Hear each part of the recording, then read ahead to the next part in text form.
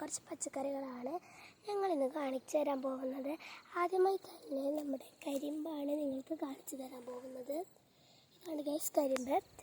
അടുത്തതായിട്ട് കുറച്ച് ഇങ്ങനത്തെ 3 തൈകളുണ്ട്. ഇങ്ങനത്തെ 3 ചെടികൾ.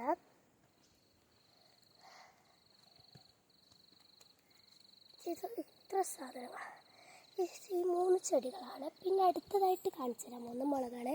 ഇതിലൊക്കെ മുളക് പിടിച്ചിട്ടുണ്ട് ഗൈസ്. ഇതൊക്കെ ഒരു സൈസാണ്, പക്ഷേ ഇത് വേറെ തന്നെ ഒരു സൈസ് മുളകാണ്. വേറെ തന്നെ ഒരു സൈസ് മുളകാണ്. ഇതൊക്കെ ഒരേപോലത്തെ സൈസാണ്. ഈ മുളകും ആ മുളകും കൂടി കുറേ വ്യത്യാസമുണ്ട്. ആളൊരു ഉണ്ട മുളകും ഈ മുളക് ഒരു നീണ്ട മുളകുമായിട്ടാണ്. അടുത്തതായി ഞങ്ങൾ വെണ്ടത്തൈയാണ് കാണിച്ചത്.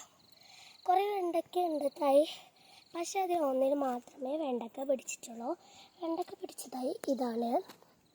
ഇതിൽ 3 വെണ്ടത്തൈ പിടിച്ചിട്ടുണ്ട്. 2 ചെറുതും 1 വലുതാണ്.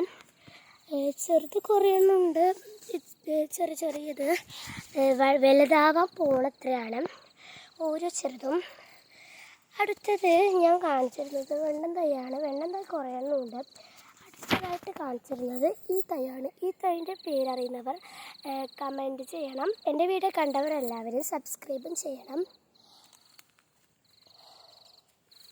ഇതൊക്കെയാണ് എൻ്റെ പച്ചക്കറി കൃഷി. അപ്പോൾ ഈ കൃഷികൾ നിങ്ങൾക്ക് ഇഷ്ടമായെങ്കിൽ ലൈക്കും സബ്സ്ക്രൈബും ഷെയറും ചെയ്യണം. അപ്പോൾ എല്ലാവർക്കും അതുവരെ ടാറ്റാ.